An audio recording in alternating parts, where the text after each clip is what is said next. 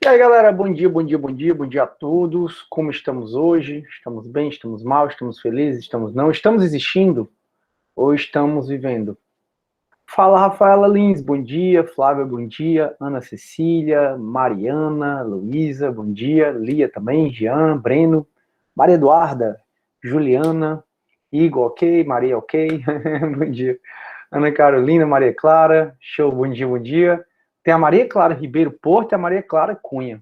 Legal. Rodrigo, bom dia. Enquanto eu vou aceitando aqui a galera que tá entrando. Marina, bom dia. O Igor. A Maria Clara tá apenas existindo. Maria Clara, como é que você tá apenas existindo?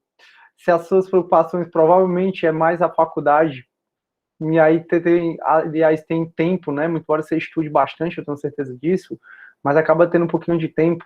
Acho que a gente vai começar a existir mais tarde, né? Porque assim, a gente vai cada vez mais, o grau de que a gente vive, existe, tende a declinar com o tempo, né? Que aí com o tempo vai assumir família, responsabilidade, trabalho, não sei o quê. Eu mesmo tô super questionando, minha gente, eu voltei porque eu comecei a trabalhar, né? Quando eu comecei a trabalhar, foi dando aula, né? Já expliquei essa história para vocês. Aí eu trabalhava de tarde de noite, domingo a domingo, os cursinhos botavam aula de domingo, eu ia. Se me ligassem, professor, quer vir dar uma aula não sei aonde? Aí eu perguntava, tá bom, quanto é a hora aula? É tanto, porra, eu vou. Aí depois, quer que eu vou ensinar mesmo? Isso logo no começo, né? Aí, no começo, quando eu comecei a dar aula com 23 anos, eu era bem magrinho, bem magrinho, bem magrinho. E aí comecei a engordar, porque assim, só trabalhava, né? Eu trabalhava até na hora do almoço, eu trabalhava, não tinha descanso. Sabe o que é você sair de uma instituição 11 horas, na outra você entrar 11h20, sair correndo, aí acabar nessa outra 1h30, mais 2h30 você já estava em outra, e isso ia até 10 horas da noite. Enfim, aí comiu que qualquer porcaria da frente, né? Aí foi onde eu tive todo um trabalho de reflexão, não sei o quê. E aí tem a galera que acredita muito em signo, né? E eu sou de Capricórnio, eu nasci no Natal, nasci dia 25 de dezembro. E dizem que o Capricórnio ele gosta muito de dinheiro, né? Ele fica louco atrás de dinheiro. Aí eu acho que eu era bem assim nessa época, né? E aí foi onde eu disse, rapaz, eu não vou ficar minha vida desse jeito, não, porque é aquela história, né? Vou ganhar dinheiro e perder saúde. Aí eu me retrabalhei, me reconstruí todinho para poder trabalhar menos, tal, fazer outras coisas. Aí hoje eu acho que eu já voltei a fazer tudo de novo, porque quando eu vi ontem, eu passei manhã, tarde, noite trabalhando. Final de semana eu não trabalho. Final de semana até meu WhatsApp eu deixo assim de escanteio, se a galera vem com dúvida e tal, eu respondo tudo na segunda. Mas eu, final de semana, eu procuro não trabalhar. Isso hoje é uma grande vitória, né? Mas aí foi onde eu tava, foi exatamente essa minha reflexão, né? Eu tô vivendo, realmente eu tô existindo. Aí a Maria Clara disse que ela tava só existindo. Pô, vamos voltar e começar a viver, viu? Professor, vou largar tudo para cima? Não, não, calma, não precisa desse extremismo todo, Maria Clara. Faz tudo com equilíbrio. E aqui é o sujo fala do mal lavado, porque de equilibrado eu acho que eu não tenho nada. João Augusto, que eu me esqueço, tudo 880, 880. Exercício, então, fazer mais nada, tá bom. Comer, comer mais nada, tá bom. Aí o Cauã tá morrendo. Morrer todo mundo tá, né? Eu, você, e a cada dia a gente fica mais próximo da morte. Então, morrendo todo mundo tá. Ave Maria, que assunto tenebroso, né? Pra terça-feira de manhã, 9h30 da manhã, a gente conversa sobre isso. Fala, Eduardo, bom dia, cara. Vitória, bom dia. Cauã, bom dia. Bianquinha, linda, bom dia. A Bianquinha, minha aluna de processo penal 1.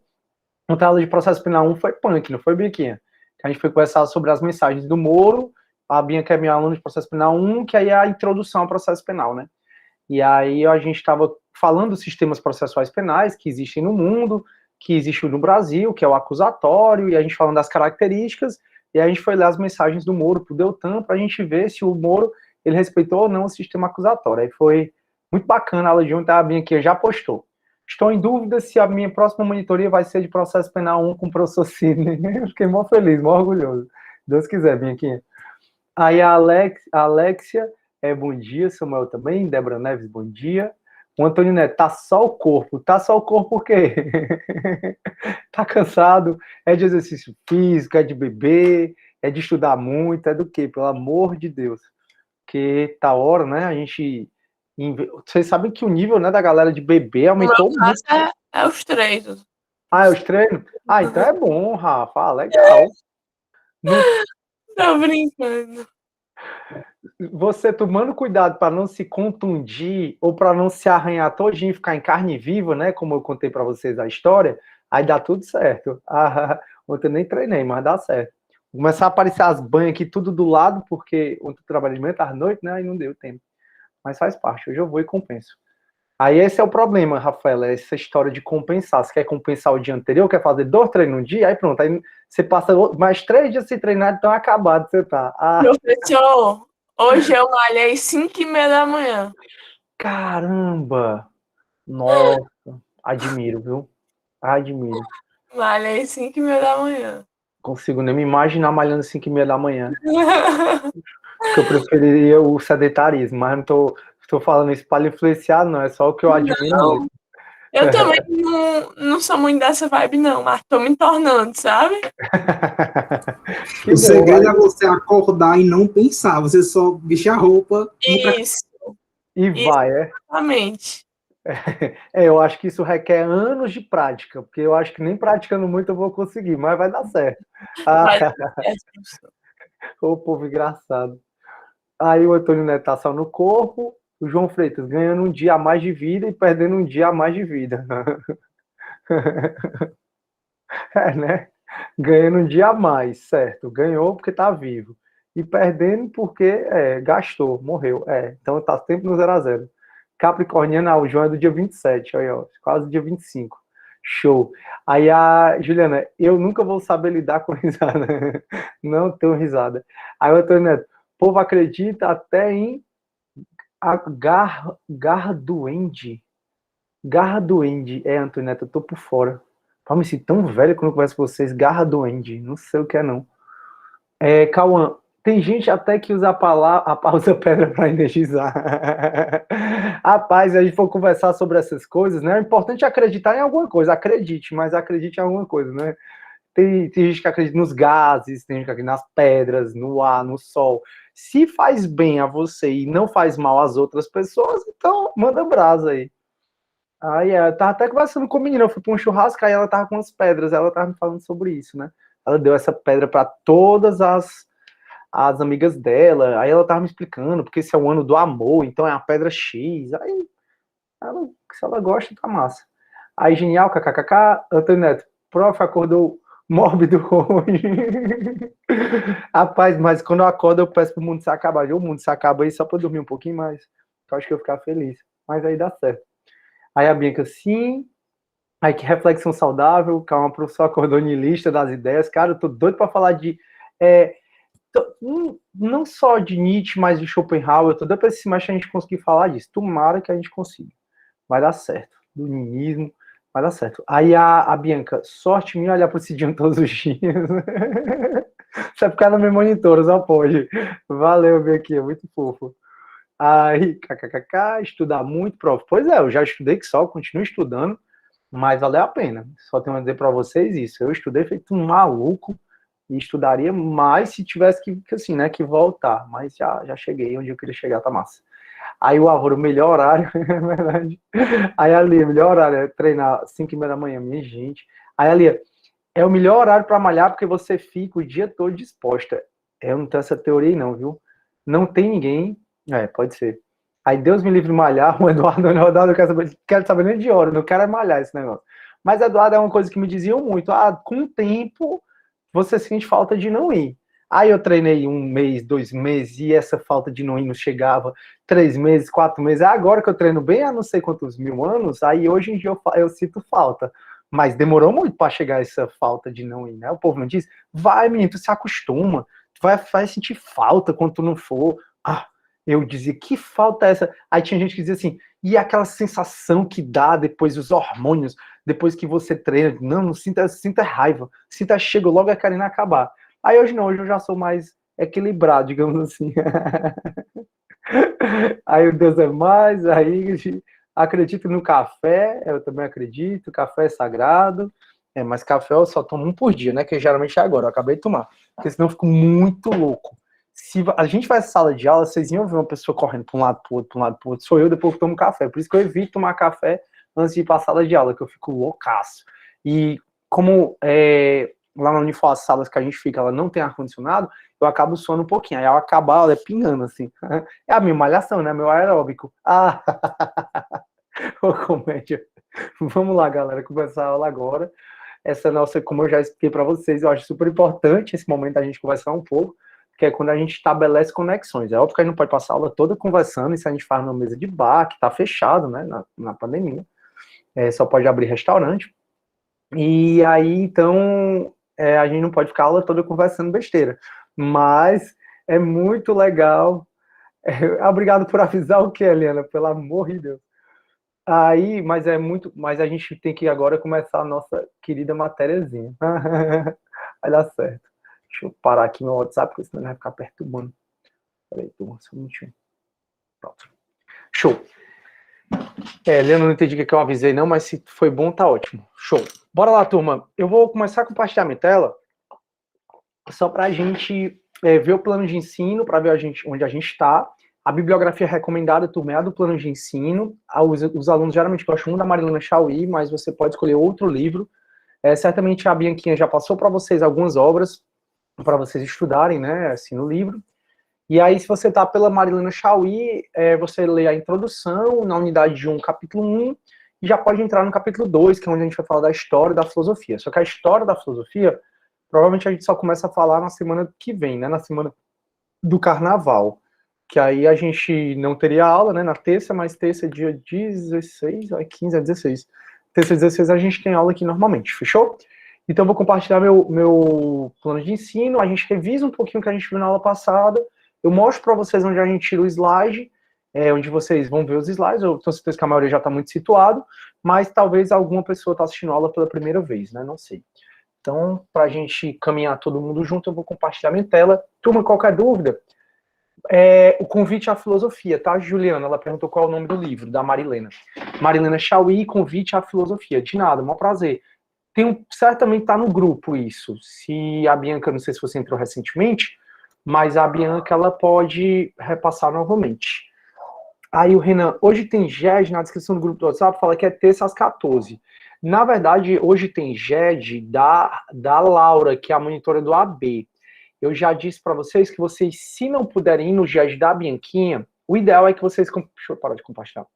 O ideal, turma, é que vocês compareçam ao GED da Bianca, que ela já vai falar aí o horário, tudo direitinho, tenho certeza que já está na descrição do grupo. Só que, e se você for para o GED, você for 75% dos GEDs, pelo menos, durante o semestre, você vai ganhar um certificado que já vai te dar direito à atividade complementar. Você também vai ter direito a um ponto extra na AV3, que é a nossa última prova. E também, se você for aos GEDs, a Bianca vai resolver questões nos GEDs, que certamente essas questões, não todas, mas parte delas estarão iguais lá na prova, né? Então, seria bom que vocês fossem aos GEDs, até porque daqui a pouco vocês vão se tornar monitores e tenho certeza que vocês vão trabalhar, vão construir uma aula. O GED é um encontro com o monitor, né? Então, tenho certeza que a Bianca, por exemplo, ela se prepara, ela estuda para poder dar uma boa aula para vocês e daqui a pouco é você. Então, não custa a gente prestigiar também o colega. Aí, caso você não possa ir para o GED da Bianquinha, a gente tem outros 4 GEDs. Essa disciplina ela tem 5 monitores, 4 GEDs. E aí eu pedi para os meus monitores colocarem no grupo, na descrição, os GEDs, os horários dos GEDs de cada um. Então, se você for, por exemplo, no da Laura, que eu sei que é hoje, esqueci o horário, ela falou uma vez, esqueci, mas está no grupo. Aí você vai hoje e avisa a Laura, Laura, eu sou aluno da Bianca, por favor, avisa a Bianca que eu vim. Aí a Bianca vai lhe dar sua presença se você for no da Laura, no da Bianca, no da do Rafa ou na da Eliane. Fechou? Bianquinha quer falar um pouquinho aí sobre o GED? Que horas? Oi, professor. Pode falar. É só lembrar mesmo que quarta-feira é o nosso primeiro GED, às 2 horas, certo? Vão, pelo amor de Deus. Eu quero muito conhecer vocês. Eu até ia dar um aviso lá pra galera aparecer e tudo, que eu queria conhecer, porque geralmente, assim, é AD, né? Tipo, semestre passado, eu conheço poucos alunos. Só os que conversavam comigo mesmo, conversavam frequentemente, eu reconheço. Agora o resto, por conta do EAD, eu não reconheço. Então vai ser um prazer. Pronto, até para vocês se ajudarem, né? Não para a Bianca conhecer vocês. Esse não é o principal propósito, é a consequência. A ideia é que vocês realmente consigam criar essa conexão, que vocês realmente consigam se conhecer, formar uma amizade, uma turma. Porque, turma, na faculdade tudo pode acontecer, né? O seu noivo, sua noiva pode sair daqui, o esposo ou esposa, seu sócio, seu melhor amigo, uma turma. Na faculdade tudo pode acontecer. Então, assim, até para vocês criarem uma conexão maior, tentarem criar frente a essa época de pandemia, né, dessa disciplina virtual, seria legal vocês irem para o GED, porque, primeiro, tem menos gente, bem menos, né, assim, não vai ter aqui, nós temos 62. Segundo, é aluno com aluno, então acho que diminui um pouco a formalidade, muito embora eu tente tornar o máximo informal possível aqui, mas a gente precisa seguir certos protocolos. Já com a Bianca, ela é uma aluna, acho que vocês talvez fiquem um pouco mais à vontade, até de ligar a câmera, até de se conhecer um pouco melhor. E aí, turma, então procurem ir, até porque pensem que pode ser você, e com certeza você sendo monitor, você gostaria que as pessoas fossem para a sua aula.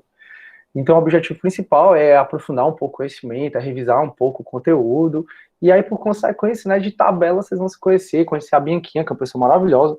Conheço ninguém que não gosta da Bianquinha e que não elogie muito a Bianquinha. Então, é isso. Show, show, show. Voltando para a aula, então. Bora nessa. Eu vou começar a compartilhar minha tela, só um minutinho, porque aí a gente vai ver o plano de ensino agora, certo? Turma, para quem está entrando pela primeira vez na disciplina, não sei se tem alguém aqui, acredito que não, porque a nossa turma ela já está lotada faz tempo, mas pode ser que tenha alguém. Para entrar no conteúdo da disciplina, você vai acessar o AVA. O AVA, você digita ead.unifor.br, bem aqui em cima, ead.unifor.br.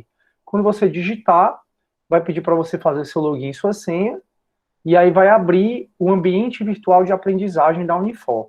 É onde o conteúdo de todas as disciplinas estão. Vai aparecer as disciplinas que você está matriculado, no caso, para mim, aparecem as disciplinas do qual eu sou professor. A nossa turma é a turma 6, então você clica na nossa turma, e aí você vai ver várias coisas bacanas, né? Como o link do grupo do WhatsApp da turma, o link da aula síncrona que a gente está assistindo, e vai ver o material didático de cada uma das disciplinas. A gente está usando, turma, e vai ver material complementar também, né? A gente está usando esse aqui, ó, o que é filosofia. Eu vou já passar para esse slide, certo? Se você já quiser ir baixando. Por hora, eu queria primeiro pegar o plano de ensino. A gente já falou que o plano de ensino, turma, toda disciplina tem um plano de ensino, e é como se fosse o contrato, né, entre professor e aluno. O que é que no final do semestre eu tenho que ter visto com vocês, né? Eu tenho que ter visto o conteúdo do plano de ensino.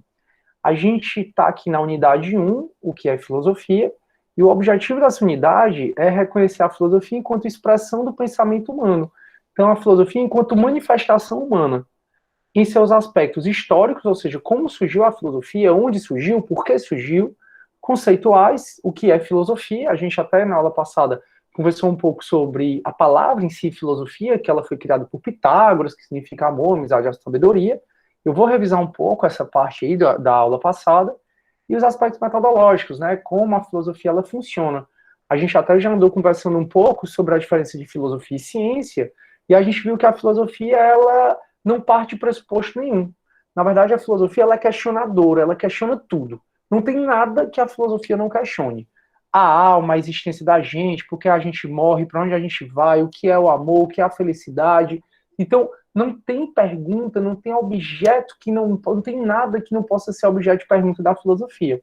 Então, a filosofia ela parte muito desse pressuposto de fazer perguntas.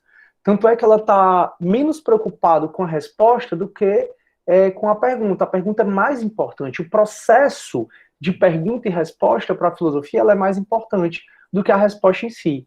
Por quê? Porque a resposta, turma, ela muda, tudo muda. Então, assim, as suas respostas, por exemplo, para certas perguntas, como o que é felicidade, o que é amor, elas mudam o tempo todo. Ou você acha que, para você, felicidade, o que te faz feliz é a mesma coisa hoje do que a mesma coisa há um ano atrás, há 2 anos atrás? Não, a gente vai mudando, né? As nossas necessidades vão mudando, as nossas questões vão mudando. Então, como tudo muda, e aí até uma discussão muito cara para a filosofia é o conceito de verdade, porque para alguns filósofos a verdade é relativa, e isso tem prevalecido. até porque tudo muda, mas para outros, como por exemplo, para Sócrates, para Parmênides, a verdade tem uma conotação mais absoluta, porque a essência não vai mudar, mas essa questão de verdade ela é muito cara para a filosofia. Mas cada vez mais está sendo aceito que tudo é relativo.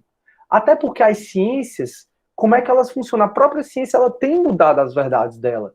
Então a filosofia ela não parte de pressuposto nenhum e ela sai, na verdade, questionando os pressupostos da ciência. A ciência, tem alguém querendo entrar, turma, só um minuto. A ciência, turma, ela cria pressupostos e ela vai testando.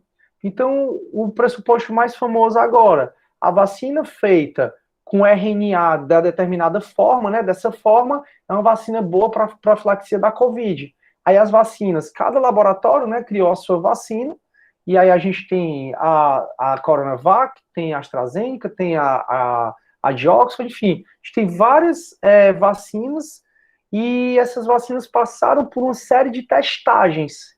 E essas testagens mostraram que aquela vacina tem determinado percentual de eficácia de profilaxia à Covid. Quase todas elas, para não dizer todas, têm 100% de eficácia para evitar os sintomas graves, né, da Covid. Ou seja, isso foi a ciência, criou um pressuposto, vou fabricar a vacina dessa forma, cria a vacina e vai testar. A ciência, então, quando ela testa esse pressuposto, e esse pressuposto se torna verdadeiro, se torna uma tese. Mas mesmo as teses da ciência, depois de tanta ciência testar, mesmo elas são relativizadas. E aí o maior exemplo aí é a questão da física, né? A gente aprende lá as leis de Newton, e as leis de Newton hoje são todas relativizadas, principalmente pela física quântica. Então já sabe que não é muito daquela forma. Você vê na nutrição aí, a nutrição ela dizia que ovo é bom, aí agora ovo é ruim, aí ovo é bom, ovo é ruim. Aí você vê também a questão do açúcar. A ciência passou muitos anos dizendo que o açúcar não fazia tão mal quanto a gordura. A gordura sempre foi a vilã. E aí, de repente, mais recentemente, já se vê que o açúcar realmente é um mal e que a gordura ela tem vários benefícios, como a questão hormonal, né? Então, a própria ciência, ela vai testando os pressupostos, esses pressupostos vai virando uma verdade, vai virando uma tese, e a própria ciência, ela refuta a própria tese dela. Então, a filosofia, ela tem muito essa conotação de achar a verdade relativa, de achar que a verdade não é absoluta, porque tudo vai mudando. Porque tem muitas perguntas, pessoal, que não tem resposta, porque não dá, o ser humano é muito limitado, esse é o ponto da gente entender a filosofia. Se você pensar na nossa limitação humana, eu vou parar de compartilhar só para vocês ficarem me vendo. Se vocês pensarem na nossa limitação humana, a gente não é o melhor em nada, assim, em nenhum sentido no reino animal. Nós não temos a melhor visão, as águias veem muito melhor que a gente, nós não temos a melhor audição, os cachorros ouvem num espectro que é muito maior que o nosso, nós não temos o melhor paladar, não temos o melhor tato, a gente apenas se sobressai no reino animal porque a gente tem a capacidade de raciocinar, de pensar. Mas mesmo essa nossa capacidade de pensar, de raciocinar, ela é muito limitada. Então, como é que você me diz, na aula passada eu perguntei para vocês, como é que vocês me garantem que vocês não são borboletas pensando que são seres humanos assistindo aula de filosofia? Como é que a gente pensou um pouco sobre o filme Matrix, né? Como é que você me diz, me garante que a gente não está sendo criado, cultivado por máquinas para a gente ser alimento dessa máquina, né? E tudo isso é apenas a Matrix, né? Tudo isso é apenas uma ilusão. E Platão, há 5 séculos antes de Cristo, já falava que esse mundo é só ilusão, que esse mundo não tem conhecimentos verdadeiros. A gente vai entrar nessa discussão ainda. Mas é só para a gente pensar que a nossa limitação cerebral, até de usar a razão, é tão grande que tem certas perguntas que não dá para você responder com absoluta certeza. É óbvio, turma, que tem filósofos como Aristóteles que ele vai dizer assim, ó, vamos parar com essa frescura de pensar em outro mundo, que para Aristóteles só tem esse mundo mesmo, não tem outro mundo, esse mundo sou eu estou aqui e pronto. Mas como é que você me dá 100% de certeza que isso existe? Então a gente tem que sempre pensar que o ser humano é limitado em tudo, em todos os sentidos, e o reino animal já mostra isso pra gente, já que nós não somos os melhores em nenhum sentido, e também na questão racional.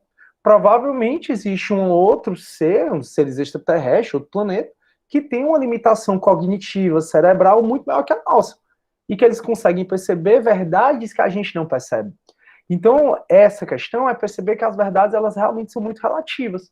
É por isso que o modo de funcionar da filosofia é diferente do modo de funcionar da ciência. Então, a ciência, ela pega um pressuposto e ela vai testar esse pressuposto. Dois corpos não ocupam o mesmo lugar ao mesmo tempo. Ovo é bom, ovo é ruim, açúcar é ruim. Então, ela pega um pressuposto e vai testar. Quando ela testa e confirma, essa testagem vira, essa hipótese, ela vira uma tese. Mas a própria ciência vem mudando a tese. A filosofia, ela já não parte de pressuposto nenhum. O que a filosofia faz é incomodar os pressupostos das outras ciências. A filosofia, ela vai questionar o tempo todo as outras ciências, não só porque a filosofia é chata, mas porque a filosofia, ela quer ajudar as outras ciências a evoluir um pouco mais. Daí porque a filosofia, ela às vezes é chamada de ciência das ciências. Por que ciência das ciências? Porque ela é a única que não parte de pressuposto nenhum, e ela é a ciência que vai questionar as outras ciências. Questionar no intuito de melhorar aquela ciência. Porque, assim, vocês devem estar estudando Introdução à Ciência do Direito, o conceito de direito, né? Falei isso na aula passada, e o problema da cientificidade do direito. Que tem gente que vai questionar se direito é ciência ou não. Por quê? Porque uma das coisas básicas da gente saber se algo é ciência ou não é a gente saber o objeto de estudo. E o que é que o direito estuda exatamente? Ninguém sabe, assim, exatamente não. Algumas definições sobre o que o direito estuda estão aquém, estão menos, né, diz menos do que de fato que a gente estuda, e outras definições vão além. Então a filosofia, ela vai questionando, tá bom, direito, tu é ciência, pois o que é que tu estuda? E dentro disso, o que é? Ela vai perguntando.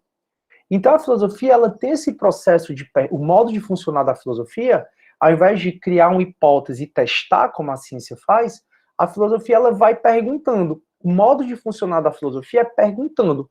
Perguntas e respostas, sempre tentando alcançar a essência da coisa. A essência da coisa, a filosofia sabe que chegou quando ela vai fazendo várias perguntas e chega num ponto onde aquela resposta não dá mais para fazer outra pergunta. Então, quando eu chego na essência, então eu vou te perguntar o que é justiça. Ah, justiça é isso, isso, aquilo, outro. Beleza, aí dentro da tua resposta eu te faço outra pergunta. E aí vai depender, né? A minha resposta sobre justiça é uma, a da Bianca é outra, a da Rafaela é outra, a do Eduardo é outra, e aí vai. Então, dentro desse jogo de perguntas e respostas, a filosofia ela vai perguntando até chegar ao momento em que não tem mais resposta. Esse momento é quando a gente chega na essência da coisa. Só que mesmo a essência da coisa, para vários filósofos, não para todos, ela muda. Então a filosofia ela funciona muito dessa forma, diferente da ciência. Então por que a filosofia é a ciência das ciências? Porque ela questiona os pressupostos das outras ciências. Ela questiona as outras ciências. Por isso que ela é a ciência das ciências. Ela vai ajudando as outras ciências a evoluir. Já a filosofia ela é chamada também a primeira das ciências, porque foi a filosofia a primeira ciência a tentar explicar o mundo de maneira racional, que é onde a gente está estudando agora. Então, o surgimento da filosofia se deu porque os seres humanos, eles não queriam mais as explicações pré-estabelecidas dos mitos. A filosofia, ela, na verdade, ela queria explicar as coisas de maneira racional, utilizando a razão. Como é que eu utilizo a razão? Como é que eu chego na resposta, na explicação do mundo? E os primeiros filósofos se questionaram muito sobre o mundo, a gente vai conversar sobre isso. Como é que eu chego para perguntar, né? Como é que eu chego explicando racionalmente o universo, por que eu nasci, por que a gente nasce, cresce, reproduz ou morre, por que um semelhante dá origem a outro semelhante, por que tudo muda. Todas essas questões mundanas são questões da filosofia. Como eu disse, não tem nada que não possa ser objeto da filosofia. Então ela é a primeira das ciências, porque ela é a primeira a questionar, a tentar questionar o mundo, a tentar explicar o mundo de maneira racional. Por isso que ela é a primeira das ciências, porque ela foi a primeira ciência a tentar explicar o mundo de maneira racional. E por que a filosofia é a ciência das ciências? Porque o modo de funcionar da filosofia é diferente do modo de funcionar das demais ciências. As demais ciências é muito empírica, elas vão muito pela testagem, e a filosofia não, ela não vai testar nada, ela não vai criar pressuposto nenhum, ela vai questionar os pressupostos dos outros. Tranquilo até aí, turma? Aí a Bianca, quem foi que entrou agora para eu dar presença? Ian Rocha, beleza, ok. Aí João Freitas, o diferencial é a razão.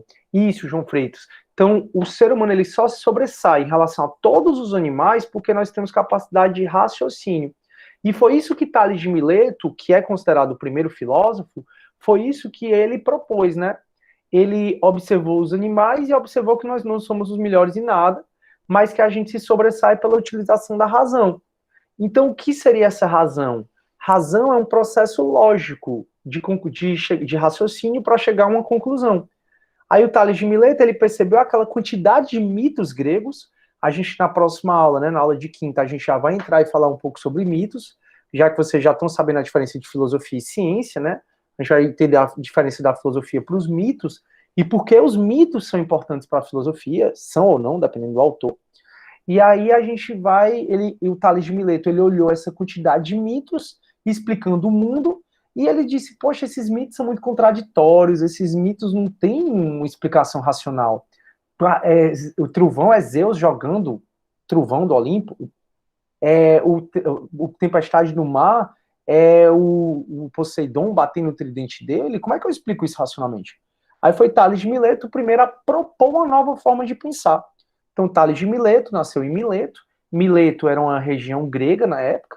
Hoje, Mileto está na Turquia, que é um dos países mais legais do mundo para visitar. É surreal a Turquia. A gente vai falar de vez em quando da Turquia aqui, quando a gente for entrar na Idade Média, por exemplo, que a gente fala de Constantinopla e tal. Mas o fato é que o Tales de Mileto chegou, galera, vamos... já que nós somos seres humanos, já que nós somos dotados de racionalidade, vamos tentar explicar o mundo através da razão? O que vocês acham? O que a gente não conseguir explicar por meio da razão, vamos descartar, vamos deixar de lado? E aí o Tales de Mileto, ele propôs essa nova forma de pensar, daí porque ele é considerado o primeiro filósofo. Então a filosofia, ela é a primeira das ciências, porque ela foi a primeira ciência a tentar explicar o mundo por meio da razão. Então realmente, João Freitas, o diferencial é a razão. Aí Maria Eduarda, igual a Hume, né, que aí depende da pronúncia como você fala que não se pode ter certeza de nada, que é só probabilidade. É por aí mesmo, Maria Eduarda. E aí dentro da filosofia a gente acha uma série de situações, né, uma série de filósofos que defendem a relatividade da verdade, e me parece que isso é o que vai prevalecer mais, mas tem filósofos que eles não vão falar, que a verdade é absoluta. Mas assim, a maioria, pelo menos, tende a achar a relatividade da verdade. É só você pensar, turma, olha aí como vai ser profundo o que eu vou dizer, preste atenção. Ó. Você não é a mesma pessoa que foi ontem, o que dirá o que você vai ser há um ano. Então as nossas convicções, elas estão mudando o tempo todo. Então dizer, turma, que o que eu acredito hoje é a mesma coisa que eu acredito, ou acreditei há um ano atrás, há 2 anos, não. O que me faz feliz hoje não é a mesma coisa que me faz feliz há um ano atrás. O que eu sou hoje não é a mesma pessoa que eu fui ontem. Porque toda hora a gente está mudando, né? Para melhor, para pior, mas ainda mudando. Ah, vai dar certo. Aí a Suene, sim, perfeito, show. E eu acho que alguém levantou a mão, é porque não fica aqui para mim que você levantou a mão. Se alguém quiser falar, fica à vontade. Oi, Sofia. Então, filosofia é uma ciência? Te dizer que todo mundo acha filosofia uma ciência estaria errado, da minha parte. Mas que se considera, assim, pelo menos a maioria, e obviamente os filósofos, consideram a filosofia uma ciência, sim. Mas é uma ciência diferenciada, porque ela não pensa como as demais ciências. Daí porque se diz que ela é a ciência das ciências. Ela é a ciência que empurra as demais ciências. Ela é a ciência que ajuda as demais ciências a crescer, a evoluir. Deu para entender, Sofia? Deu sim, obrigada. Pronto, mas ó, não vai ser difícil você achar alguém que diga aí que filosofia não é ciência, tá? Para o nosso curso, a gente adota que filosofia é ciência, até porque vocês estão vocês estão dentro da faculdade e vocês, a partir do momento que se matricularam na faculdade, vocês viraram cientistas do direito. Então, vocês são cientistas em formação. Não é à toa que, no final do curso, vocês vão ter que elaborar um trabalho científico e apresentar perante uma banca examinadora para mostrar que você, dentro da sua formação como cientista do direito, você adquiriu habilidades que possam lhe dar o título de graduado em Direito, de cientista do direito. Ou seja, vocês estão dentro de uma universidade e são cientistas em formação, e ao final vão apresentar um trabalho científico. Se filosofia não fosse ciência, qual seria o motivo de filosofia estar em quase todos os cursos de graduação, principalmente das ciências humanas? Não teria. Não teria sentido se filosofia não fosse ciência. Daí, porque o nosso curso, a gente adota mais a teoria de que a filosofia não é uma ciência. É uma ciência diferenciada? É. Porque ela é uma filosofia que empurra, ela é uma ciência que empurra as demais ciências. Fechou, fechou, fechou? Agora, turma, sem perder de vista que a filosofia, né, essa palavra filosofia, muito embora ela signifique amor à sabedoria, humildade perante a sabedoria, a gente vai conversar sobre isso, filosofia, elas são utilizadas na linguagem popular, né, com outra concepção. Tenho certeza que na disciplina de Introdução à Ciência do Direito, vocês estão estudando que o direito é uma palavra polissêmica. E o que seria uma palavra polissêmica, professor? Uma palavra polissêmica é aquela palavra que tem vários sentidos. Então, direito eu posso usar em 1 milhão de sentidos diferentes. A filosofia, muito embora etimologicamente ela signifique amor, amizade, afinidade, a sabedoria, a filosofia às vezes é utilizada como visão de mundo de um povo, de uma civilização, de uma cultura.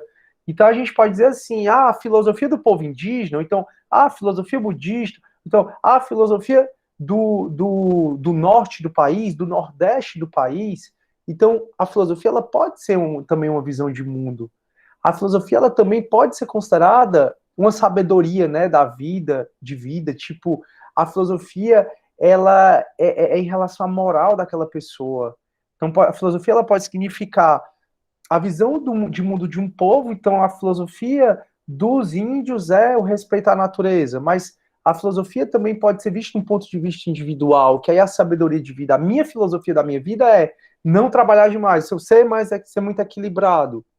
E a filosofia ela pode ser entendida também como esse esforço racional da gente entender o universo. E pode ser entendida também, pessoal, como uma fundamentação teórica. Então, a filosofia ela tem muito essa conotação, né? Essa conotação de ou ser um ponto de vista de um povo, ou ser o ponto de vista de uma pessoa, ou então ser a tentativa de explicar o mundo, o universo de maneira racional. Então, a filosofia também é uma palavra polissêmica. A filosofia que a gente está estudando aqui é a filosofia ciência, tá? Tranquilo? Massa. Então, turma, eu vou começar a explicar a minha... Se eu levantar minha mão, vocês veem? Olha, levantei minha mão. Deu para vocês verem? Ah, coisa engraçada. Aí agora... Dá para ver, professor. Ah, legal. Aí eu baixei a mão. É porque eu uso também para dar aula o Teams. Aí eu gosto mais do Meet, né, que é esse. Aí o Teams, quando a gente levanta a mãozinha fica lá, então eu consigo ver qual é o aluno que levantou a mão. Aqui, eu só escuto um barulhinho, e aí aparece aqui embaixo, né, que alguém levantou a mão, mas o nome da pessoa, mas assim, aparece e desaparece. Então, às vezes eu escuto o barulhinho e não vejo, aí eu não consigo ver o aluno que levantou a mão. E aí tem gente entrando agora, vamos lá. Show, Paulo Henrique, seja bem-vindo. Da próxima vez tenta entrar, cara, logado no e-mail da Unifoc, você entra sem a minha autorização. Show. Então eu vou compartilhar minha tela, né, para a gente ver a questão do plano de ensino, como eu já estava vendo com vocês. E aí a gente entra na nossa disciplina e tem um plano de ensino, onde a gente está na unidade 1, reconhecer a filosofia enquanto expressão do pensamento humano em seus aspectos históricos. A gente vai falar muito de história hoje, conceituais, que é o que a gente já está falando, e metodológico, que é o método da filosofia. Então, na aula passada, a gente já viu o que é filosofia. A gente tem refletido já sobre o método científico e o método filosófico como modus operandi dos saberes humanos, ou seja, como é o método da ciência, essa questão empírica que a gente tem falado, como é o método da filosofia, essa questão de perturbar o pressuposto dos outros. E na aula de hoje, turma, é principalmente para eu revisar o que a gente viu, tendo em vista que tem muita gente entrando agora, e para a gente falar um pouco das razões históricas do surgimento da filosofia na Grécia, tá? Aí a gente vai, na próxima aula, aprofundar um pouco mais, falar de mito e filosofia, de religião e filosofia, e aí a gente acaba a unidade 1 e passa para a unidade 2. Na unidade 2, a gente começa a ver a história da filosofia como um todo. E aí é onde a gente vai ver os pioneiros da sistematização da filosofia. A gente vai falar da escola do período cosmológico, e aí a gente vai falar de vários filósofos, Anaximandro, Anaxímenes, Parmênides, Heráclito, Zenão, Pitágoras. A gente vai falar de uma série de filósofos e eles foram os pioneiros da sistematização da filosofia. Então a gente vai falar agora, turma, das razões históricas do surgimento da filosofia, depois que eu revisar um pouco a matéria, e aí a gente vai, depois dessa revisão, a gente vai, na próxima aula, falar de mito e filosofia, e aí depois religião e filosofia, e aí a gente passa para a unidade 2, onde a gente entra numa das maiores matérias da gente, que é a filosofia na antiguidade. Tranquilo? E aí, turma, só para você relembrar, eu estou entrando aqui, a unidade 1, no AVA, estou pegando o que é filosofia. Quando você pegar o que é filosofia, turma, vai aparecer para vocês esse slide, e é esse slide que eu queria conversar com vocês, certo? Vamos nós. Filosofia, como a gente já falou, é uma palavra criada por Pitágoras. Pitágoras, ele criou uma seita super legal, turma. Era uma escola que era religiosa e também ao mesmo tempo religiosa, e era filosófica e religiosa. E Pitágoras, ele queria explicar o mundo todo pela matemática. Isso a gente está falando de 5 séculos antes de Cristo, né? Então ele achou um padrão em todos os seres humanos. Ele achou a proporção áurea, né? Que aí ele calculou matematicamente, o número é 1,6, tal, alguma coisa. Então o Pitágoras, ele olhava para a gente, ele via números, ele via essa proporção. Ele olhava para uma folha e ele via essa proporção. Ele olhava para os animais e via essa proporção. Então ele quis explicar o mundo todo, os seres vivos, através do número. Rapaz, eu não sou matemático, eu também não tenho essa afinidade toda com matemática, mas se isso não tiver correto, é porque realmente a erva lá que a galera usava era bem forte, né? Mas enfim, né? Não sou ninguém, porque eu não entendo matemática bulhufas para saber o número de ouro, padrão de ouro, né? Mas vamos para frente. Aí a filosofia, então, foi uma palavra criada por Pitágoras, e essa palavra do grego vem de filia, né? Filia significa amizade, amor fraterno, afinidade, e sofia, que significa sabedoria. E isso diz muito pra gente sobre a filosofia. Diz que a filosofia é até um modo de vida, ou então até uma forma, né, um estado de espírito em que você tem amizade, amor pela sabedoria, o respeito pelo saber. Então o filósofo é aquele que tem humildade perante o conhecimento e ele reconhece que mais ignora do que sabe. Daí porque os filósofos eles não gostam de ser chamados de sábios, porque eles sabem que mais ignoram as coisas do que sabem. Até eu falei para vocês que é muito comum na filosofia a gente dizer que o que a gente sabe é uma gota d'água e o que a gente não sabe é o oceano todinho. Então uma gotinha é o que eu sei. E o que eu ignoro é o oceano todinho, é o que eu ignoro. Então, o filósofo ele não quer ser chamado de sábio, e a filosofia ela se faz muito em grupo, se faz muito em partilha das pessoas, né? A filosofia ela não se faz sozinha. E o filósofo, então, frente a essa humildade que ele tem perante o conhecimento, frente a essa questão de saber que tudo muda, tudo é relativo, a filosofia vai indicar esse estado de espírito, e até muitas vezes a filosofia, falei para vocês na aula passada, ela liberta. Por que a filosofia liberta? Porque às vezes a gente gasta tanta energia, mas tanta energia sustentando uma tese, que às vezes você ser humilde e tentar entender a razão do outro é melhor. É melhor para você porque pelo menos você se desarma daquele argumento, não gasta mais tanta energia, nem questão emocional para defender um argumento e tenta ouvir o outro lado, porque aí você tentando ouvir o outro lado, você aprende. Eu ouvi o barulhinho, acho que alguém falou, não foi? Alguém levantou a mão, não foi? Se alguém quiser falou, o senhor poderia voltar. Voltar para onde? Voltar para onde? E esses slides estão... o Thiago levantou a mão. Voltar no slide. Tá, mas pronto, Thiago, pode falar. É porque ou eu vejo vocês ou eu vejo o slide. Pode falar, ou voltar aqui, isso aqui. Os slides estão disponíveis, tá, Francisca? Você pode baixar. Pode dizer, Thiago. Sobre essa ideia que o filósofo reconhece que não é sábio, todos os filósofos achavam isso? Porque eu sei que Sócrates dizia que os deuses falavam que ele era sábio exatamente porque ele reconhecia a própria ignorância dele, né? Uhum. Que quando ele foi analisar os outros, foi por isso que ele constatou que ele era o mais sábio entre todos. Isso, mas ele não se reconhecia sábio, entendeu, Thiago?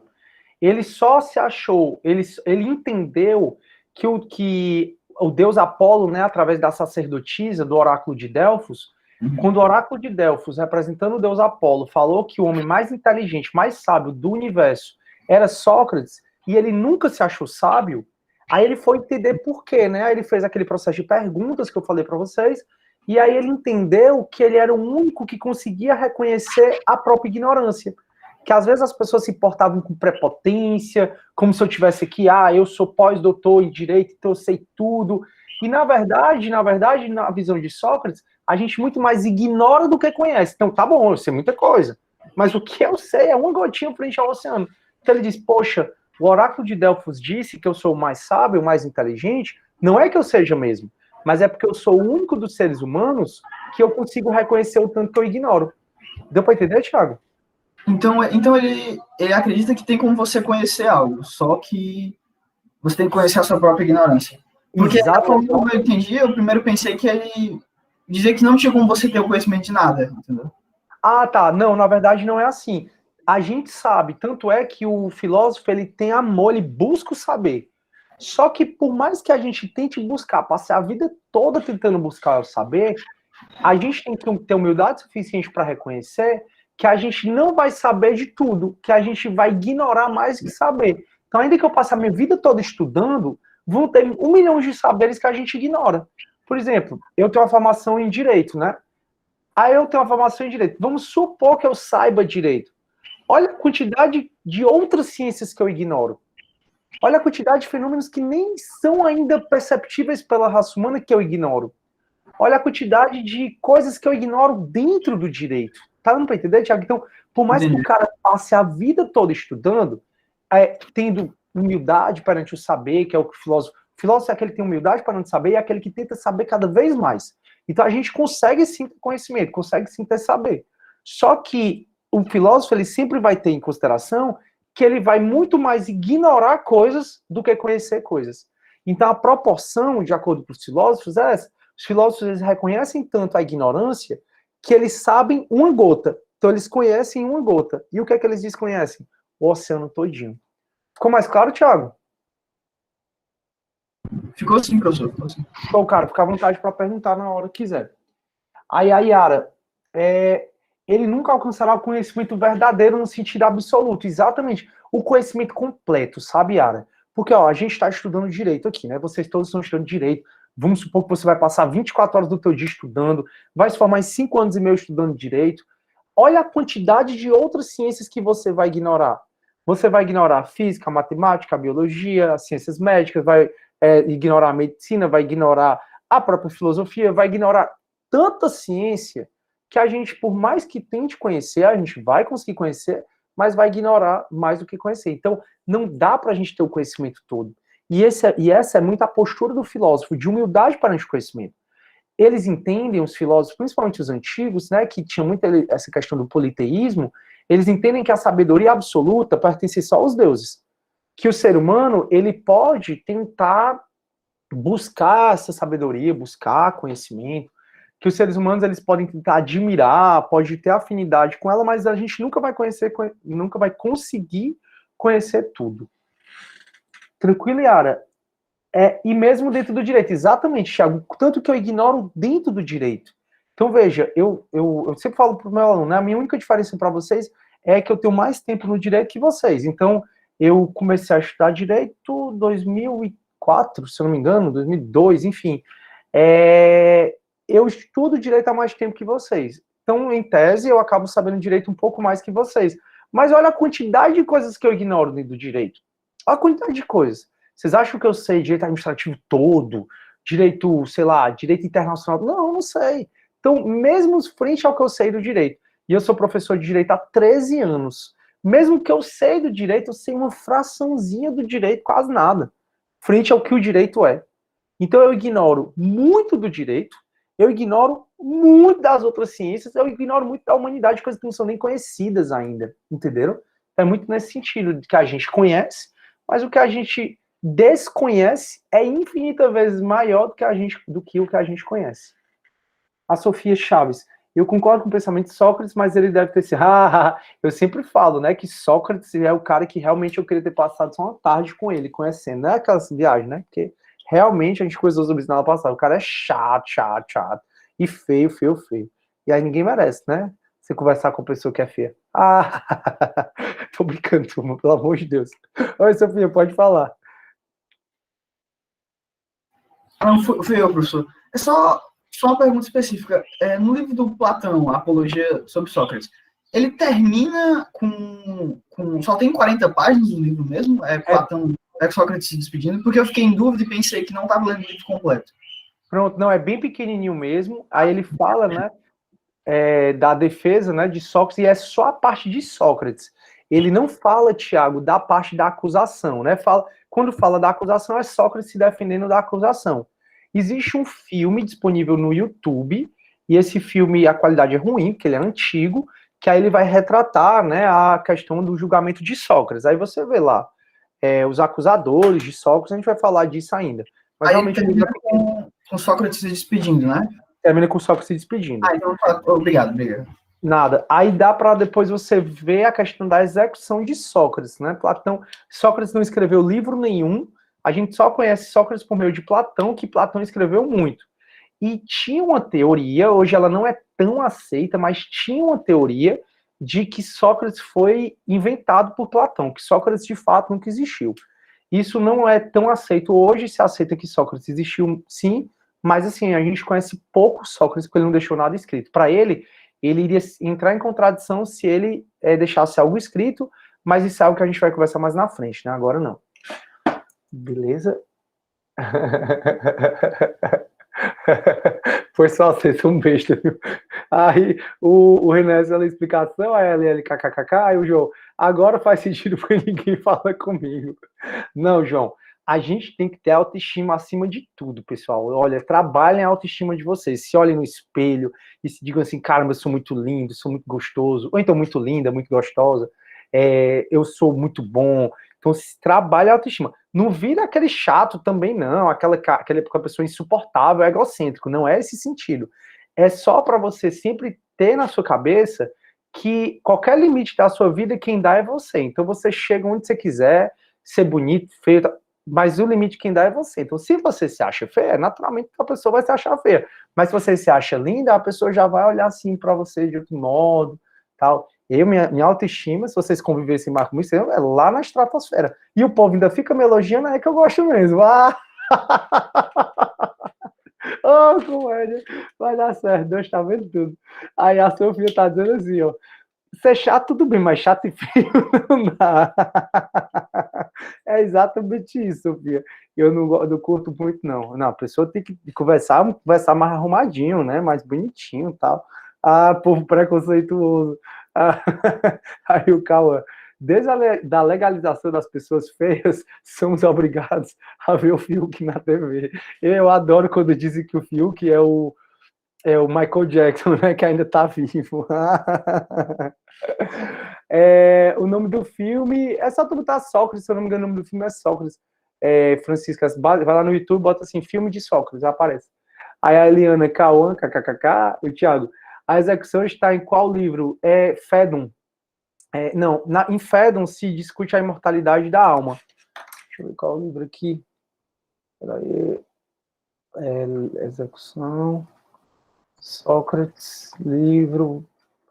Fala mesmo, estou tudo errado. Livro Platão.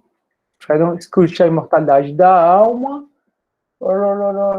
Apologia de Sócrates, mas a execução. Fédon, tem razão. Fédon, que ele discute, que é Sócrates discutindo a imortalidade da alma, por qual motivo ele não tá com medo da morte, né? É Fédon mesmo. Show. Francisco. Professor. Oi, Rafaela. Deixa eu te falar. Então, a bibliografia que o senhor recomenda é essa Convite à Filosofia? Não, eu recomendo qualquer um que tá no plano de ensino, tá? Tá no plano de ensino aqui, ó, embaixo, cadê meu isso? Só um minutinho. O plano de ensino, ó, no final dele tem a bibliografia. Qualquer uma dessas tá bom e qualquer uma dessas tem na biblioteca da Unifor. Tá. E também alguns tem até PDF na internet. Isso, exatamente. A Bianca até deve ter mandado aí uns para vocês. Reencaminha aí, Bianca, pro grupo, por favor. Por favor, eu agradeceria. Show.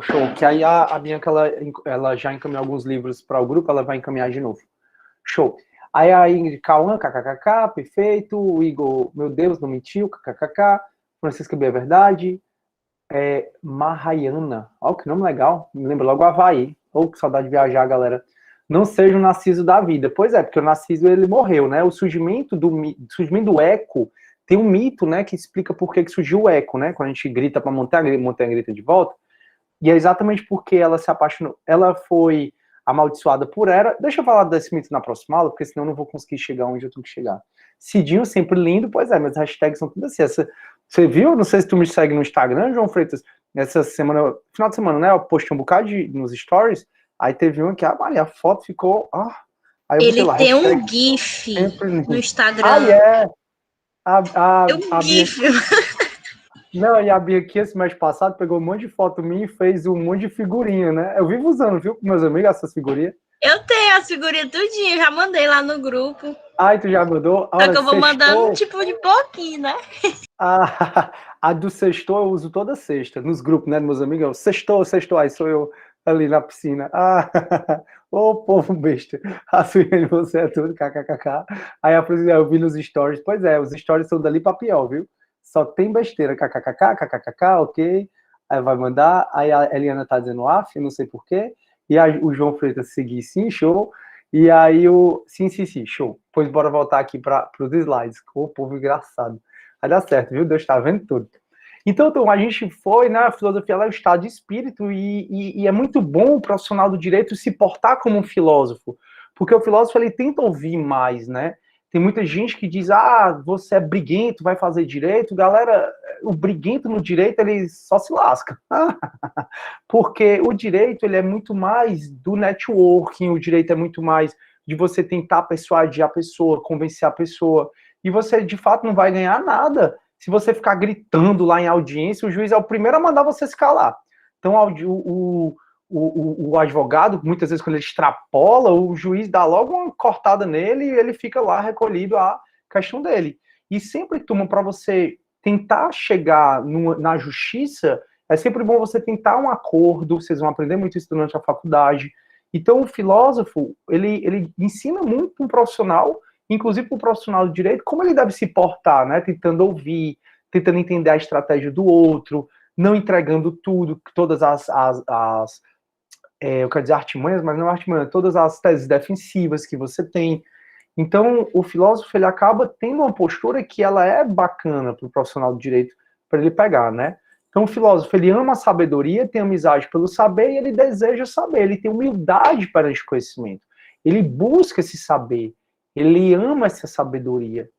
E aí, Pitágoras, no século V a.C., a gente já falou disso, ele foi responsável pela invenção da palavra filosofia, e ele dizia, né, já que a sabedoria plena e completa pertence só aos deuses. A gente já andou conversando sobre isso agora. Os homens podem desejar sabedoria, podem amar sabedoria e tornar-se filósofos. Então, o filósofo, ele tem aquele respeito, o amor pelo saber, ele busca saber. Ele consegue saber? Consegue. Mas ele sempre vai saber que, dentro da nossa limitação humana, eu não vou ter como conhecer tudo do universo. Não dá, é impossível. Você conhecer todas as ciências. Ora, se quando você diz que tem 2 graduações, 3, a galera fica louca, né? A galera fica, quando eu digo, por exemplo, eu falei para vocês na aula passada, tô me formando em administração. Porra, o cara tem não sei o que, faz administração, 2 ciências. Você imagina milhões de ciências que existem por aí, né? O tanto que as pessoas ignoram, né? Eu, vocês, todo mundo. E aí, turma, o filósofo, para os antigos, né? Isso aqui que a gente está apresentando aqui no slide, ela é muito uma definição antiga de filósofo. Os filósofos, para os antigos, eles não deveriam ser movidos por interesses comerciais e financeiros e não colocar o saber como propriedade sua. E é muito por qual motivo os filósofos, principalmente Sócrates, Platão, Aristóteles também, mas nem tanto, eles tiveram muita raiva dos sofistas. Os sofistas foi um grupo de filósofos e o Platão mesmo dizia que os sofistas não eram filósofos, mas você pode dizer que os sofistas eram filósofos. Os sofistas, eles apareceram por necessidade de mercado. Como assim? na época que a gente deixa de ter o período cosmológico da filosofia e passa a ter o período de antropocentrismo, né, do período antropocêntrico, o período onde o ser humano se volta para as discussões das questões humanas, é uma época de muito desenvolvimento da democracia ateniense. E a democracia ateniense era uma democracia direta, onde só participavam os cidadãos, né, e os cidadãos eram um grupo muito restrito, tinha que ser homem, maior, nascido em Atenas, de pai e mãe ateniense, ou seja, não podia ser criança, não podia ser mulher, não podia ser os apátridas, não podia ser escravo. E aí, dentro dessa democracia ateniense, que é uma democracia direta que ensina para o mundo todo, os cidadãos gregos, eles chegavam na praça pública, na ágora, e começavam a discursar, né, para tentar levar a política para determinado lado. Então, tinha o dinheiro, o governo tinha o dinheiro, e eu queria construir com esse dinheiro uma praça. E sei lá, o Rafael queria construir um hospital, o Rafael queria, na verdade, investir no exército. Aí a gente ia para a praça pública, quem discursava melhor era o que os cidadãos atenienses tendiam a votar. Então, os sofistas, eles surgiram por uma necessidade de mercado, porque as pessoas, os cidadãos, precisavam ir para a ágora discursar, e quem tinha melhor retórica era quem ganhava. E os sofistas ensinavam exatamente isso, a arte da retórica, a arte da persuasão, exatamente para atender a necessidade da democracia ateniense, que é a democracia direta. Só que os sofistas, eles cobravam, né, para poder ensinar. E os sofistas, eles, além de cobrar para ensinar, eles ensinavam tanto a argumentar num ponto de vista, como contra-argumentar num outro ponto de vista. E aí, os sofistas... Turma, deixa eu terminar a explicação. Procura não falar comigo na hora que eu estou explicando, não, por favor, porque senão atrapalha todo mundo. Quando eu terminar e eu abro, tá? Sempre eu falo, estão entendendo, não sei o quê, aí você abre a mão. Ou então levanta aí a mão que eu paro aqui para falar. Mas bora lá. Turma, então, os sofistas, eles, além de... É porque acaba desconcentrando, mas vai dar certo. Os sofistas, além de venderem, né, esse conhecimento, eles cobrarem para ensinar essa arte da persuasão, essa arte do convencimento, os sofistas, eles acabavam, turma, ensinando tanto a argumentar como contra-argumentar aquele mesmo ponto. E, muito embora a verdade seja muito relativa, os filósofos sempre tendem a acreditar que só tem uma verdade, que não tem múltiplas verdades assim. Então, principalmente Sócrates, que entendia a verdade como absoluta, ele dizia, rapaz, se os sofistas ensinam a argumentar a favor de um ponto e contra-argumentar contra esse ponto, né? E contra-argumentar esse ponto, os sofistas estão ensinando uma mentira. Porque não dá para os dois argumentos serem verdadeiros, não dá para você sustentar duas verdades opostas. Ou um é verdade, se um é verdade, o outro é mentira, ou o outro é verdade e o que está ensinando aqui é mentira. Então, por conta do conceito de filósofo que os antigos tinham, e por conta não só do conceito de filósofo que os antigos tinham, mas porque os sofistas, eles cobravam para poder ensinar a sabedoria deles, e os sofistas ensinavam outras verdades, a defender várias verdades, os filósofos antigos tendiam a não gostar dos sofistas, e tendiam a achar que os sofistas não eram filósofos. Então, o que é o filósofo? Principalmente no pensamento de Pitágoras, no pensamento desses filósofos antigos. Pitágoras, Parmênides, Heráclito, Anaximandro. O filósofo é aquela pessoa que não é movido por interesses comerciais e financeiros, mas isso é muito fácil você falar quando você tem uma Grécia escravocrata. Uma Grécia onde trabalhar denegria o homem. Então, Sócrates herdou dinheiro do pai e da mãe, não era essas coisas todas, não, mas ele conseguia sobreviver. Platão veio de uma família rica. Então, era muito fácil olhar e dizer, você não pode vender seu conhecimento. Claro, você é rico, você tem condição de viver, por que eu, sofista, não posso? O sofista não coloca o saber como propriedade, ou o filósofo não coloca o saber como propriedade sua. Se o saber não é minha propriedade, eu não posso vender. Então, por que os sofistas vendiam? Então, os sofistas vendiam conhecimento e os sofistas eram movidos por interesses financeiros. Por isso que os antigos, muitas vezes, não gostavam dos sofistas. Além disso, turma, o filósofo, ele não é movido pelo desejo de competir. E não faz das ideias e dos conhecimentos uma habilidade para vencer competidores. O que os sofistas faziam? Os sofistas, eles ensinavam a arte da persuasão para quando um cidadão fosse discutir com outro na praça pública, ele ganhar a competição, ele ganhar ali, através da retórica dele.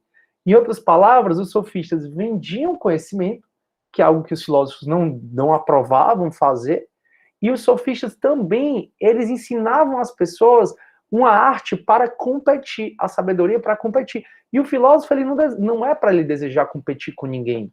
Ele não deve fazer, turma, as ideias e conhecimento uma habilidade para vencer competidores. Então, nesse slide, a gente entende por que o Platão, por que Aristóteles, por que Sócrates tinham tanta raiva dos sofistas. Porque eles entendiam que o filósofo tinha que ser assim. Mas, né, como eu já expliquei, é muito conveniente você achar que o filósofo tem que ser assim quando você tem toda uma estrutura de vida. Vamos lá. O João Freitas está dizendo, eram os prostitutos do saber que vendiam conhecimento. Pois é, essa questão, os sofistas, eles são muito mal interpretados, o João Freitas, muito porque o que a gente conhece dos sofistas, quem escreveu foi Platão, e Platão não gostava deles. E aí, se você vai escrever sobre uma pessoa que você não gosta, naturalmente você tende a esculhambar, né, essa pessoa. E aí, por isso que muita gente diz que os sofistas eram prostitutos de saber, que vendiam conhecimento, mas a gente já conversou na aula passada que os professores do direito, então, são sofistas. Eu estou aqui vendendo o que eu sei, né? De toda forma, eu estou recebendo salário para estar aqui. Vai ter cadeiras que você vai ser ensinado, o professor vai estar recebendo para ser ensinado, e você vai ser ensinado a argumentar um ponto de vista e contra-argumentar esse mesmo ponto de vista. Então, você pensar bem, os sofistas foram pessoas extremamente mal compreendidas na história, mas muito por conta das fontes de estudo dos sofistas. Aí, Leonardo Pontes, a gente não deve chamar os sofistas de filósofos. Aí é que tá, Leonardo. Os sofistas, na corrente de hoje, mais atualizada, eles são sim uma categoria de filósofos. Então, os sofistas realmente são uma categoria de filósofos na corrente mais atualizada. Mas se você for ler os mais antigos, né, que aí tiveram inspiração em Platão, eles vão muito nesse discurso que o João Freitas trouxeram, que os sofistas não são filósofos, porque os filósofos não vendem conhecimento e nem competem.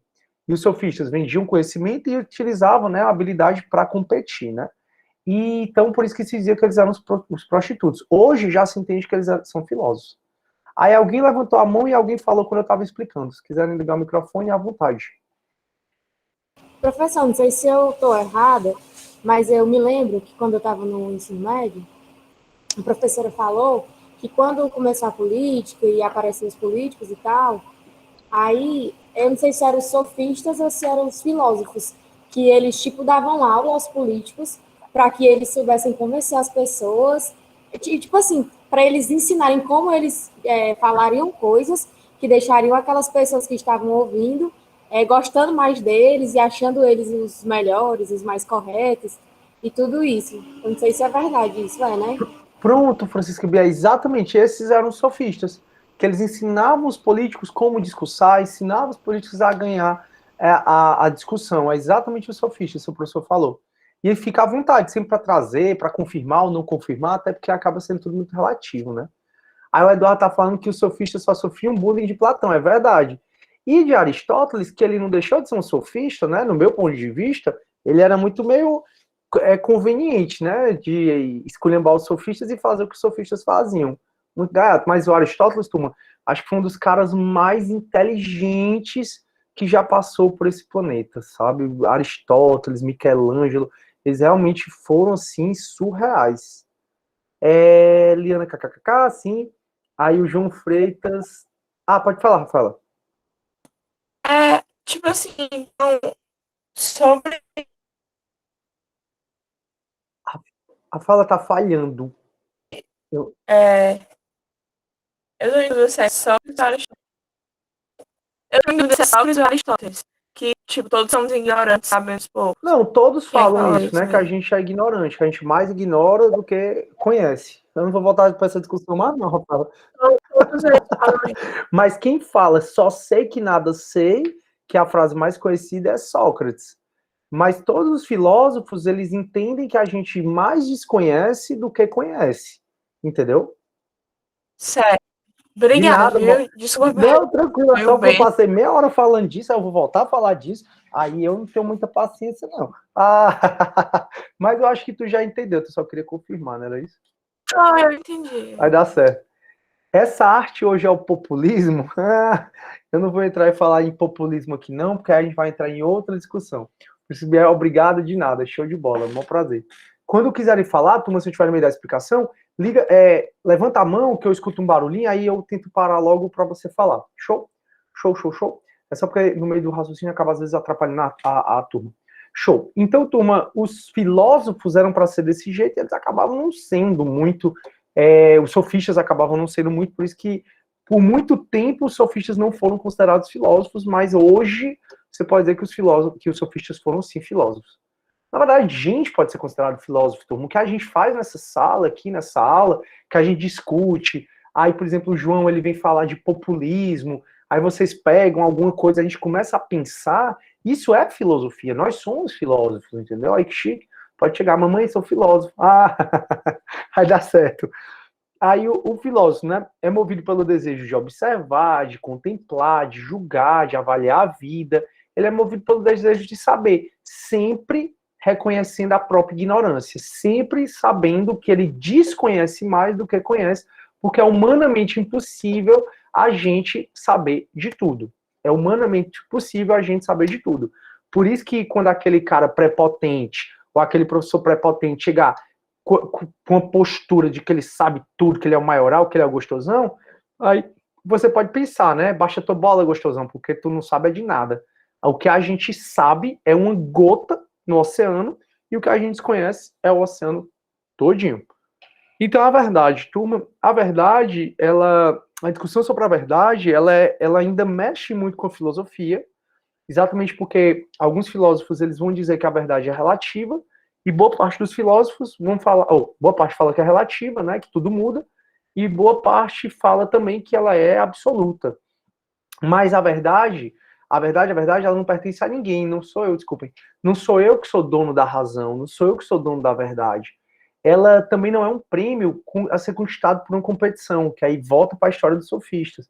Então é como se a verdade sustentada, eu estou discussando contra o Rafael na Ágora, e aí a minha verdade prevalece. Os cidadãos atenienses votam na minha verdade.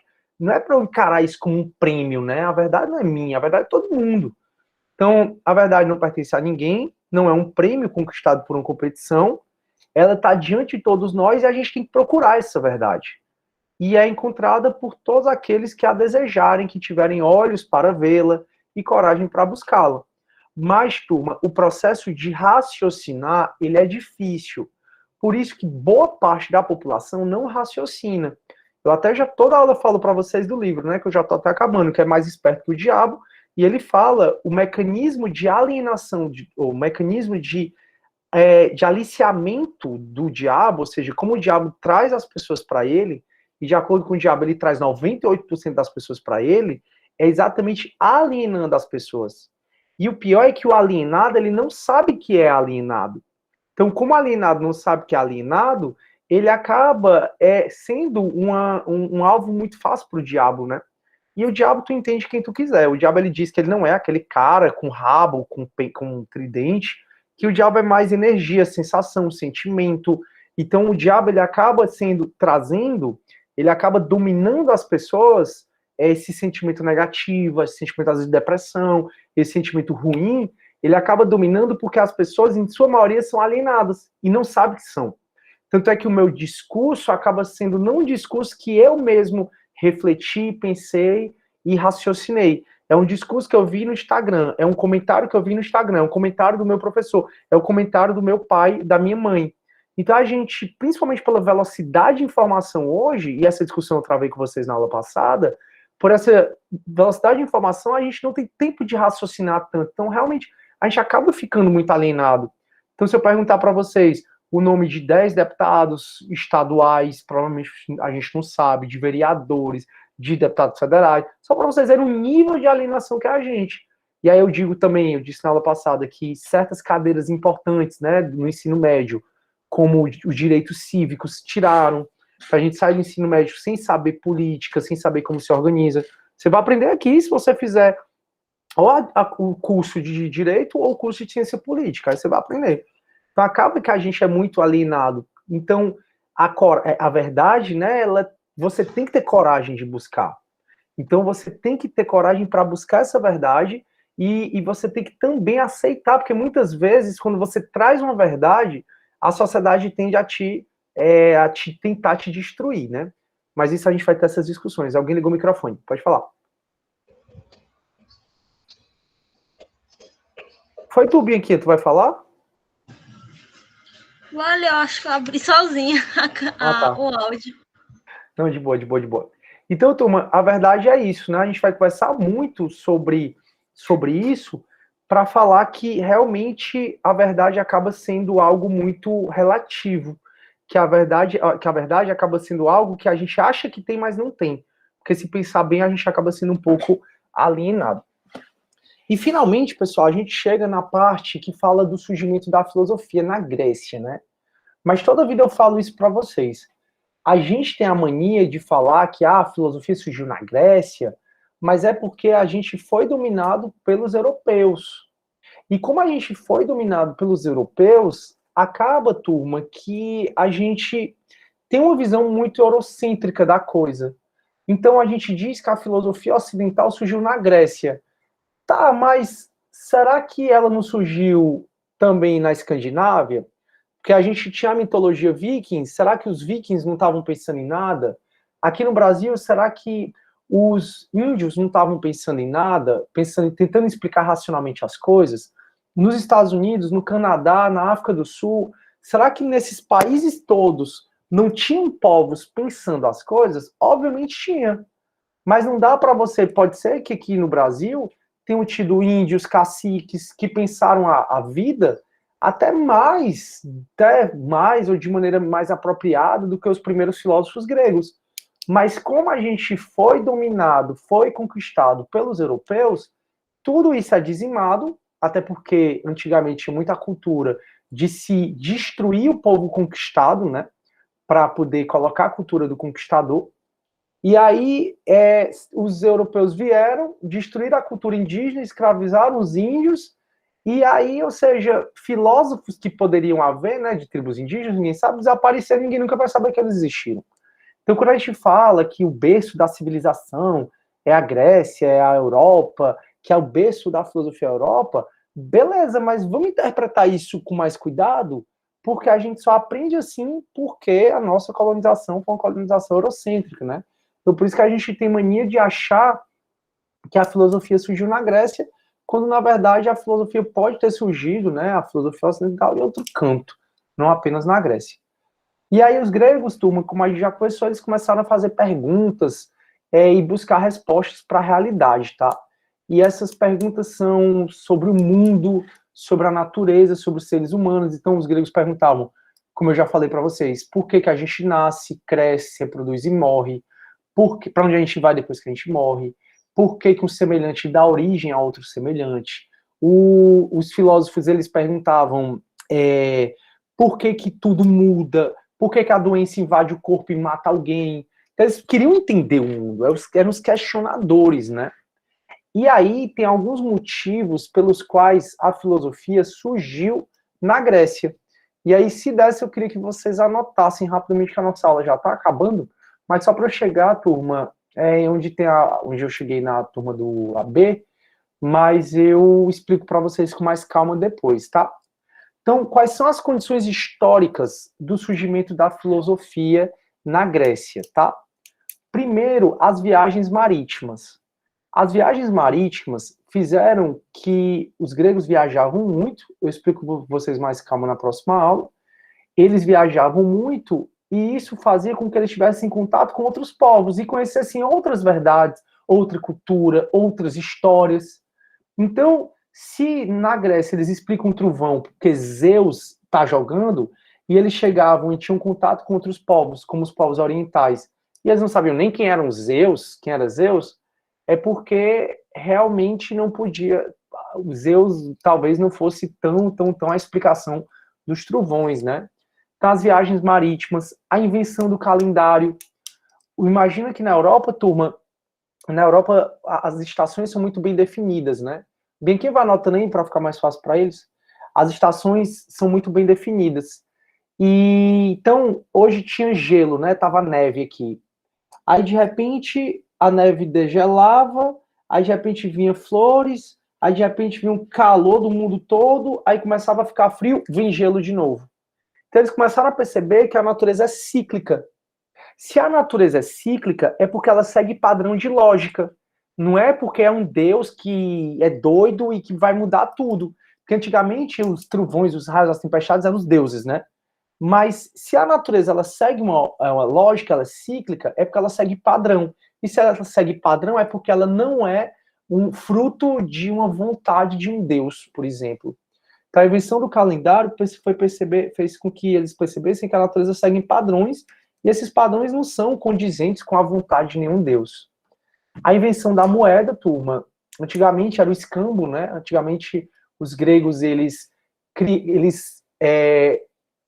trocavam mercadoria, então os peixes deles, eles trocavam por plantações de cenoura, por exemplo, mas o ruim é que era muito pesado, né? Então, a mercadoria, eles iam com mercadoria e voltavam com mais mercadoria pesada. Aí o que é que eles fizeram? Inventaram a moeda.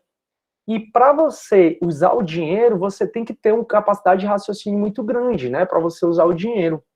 Porque você vai imaginar se você vai vender esse meu celular, você vai comprar esse meu celular.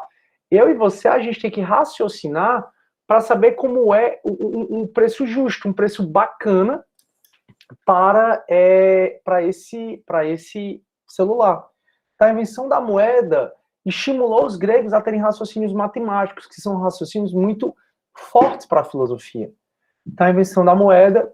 Também, turma, teve o surgimento da vida urbana, o que eu já falei para vocês, a viagem marítimas, tá? A invenção do calendário, a invenção da moeda, o surgimento da vida urbana.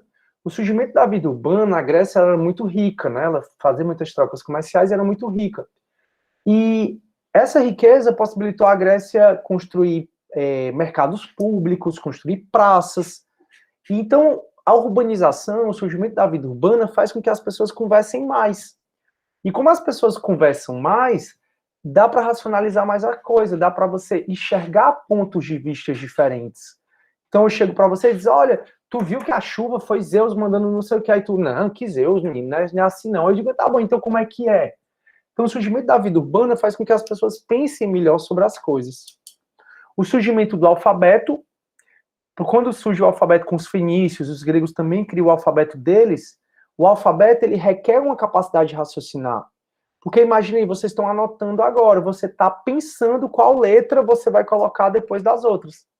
E tudo que a gente está conversando aqui são condições históricas, são condições que fizeram a filosofia surgir na Grécia, né? O que fez, por qual motivo surgiu lá? Por que motivo eles passaram a utilizar mais a razão? Pelas viagens marítimas, pela invenção do calendário, pela invenção da moeda, pelo surgimento da vida urbana, pela invenção do alfabeto e também, turma, pela invenção da política. A política, como é que é? A democracia direta, né? A gente já conversou. Eles tinham que discursar na ágora e que tinham que trazer um raciocínio, uma logicidade no argumento. E isso faz com que eles usem mais a razão. Então, Bianca, tenta colocar aqui e coloca aí para eles copiarem. Juliana, que a gente está conversando... Eu vou mandar lá no grupo, completinho. Pronto, manda no grupo e qualquer coisa manda aqui também, se der. O que a gente está conversando, Juliana, é sobre quais são as condições históricas para o surgimento da filosofia na Grécia. Por que foi na Grécia? Por que não foi no Brasil? Por que não foi nos Estados Unidos? Por que não foi na Grécia? Por conta desses motivos. Só que na próxima aula eu vou revisar um pouquinho, aí eu explico mais detalhadamente cada um desses, tá? Para não ficar assim tão batido, tão aperreado. Eu só fui até aqui porque foi onde eu fui no AB. Eu gosto de andar com as turmas todas juntas. Alguém levantou a mão, eu não consigo ver quem foi.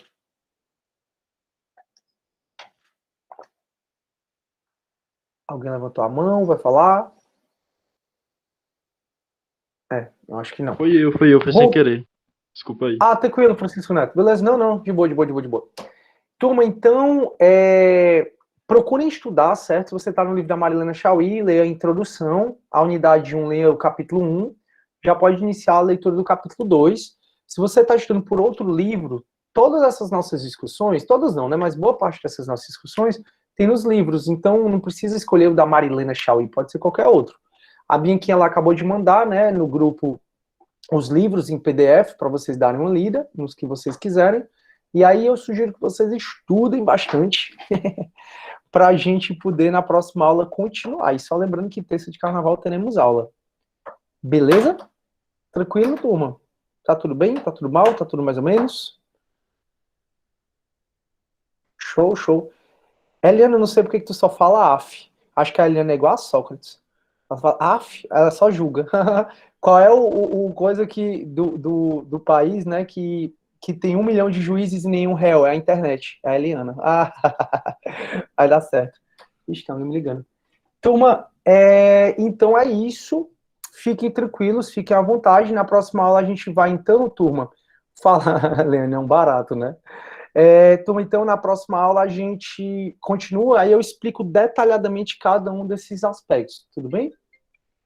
A gente vai se falando. Pois eu vou parar, então, a nossa gravação. Muito obrigado pela presença, muito obrigado por tudo. E a gente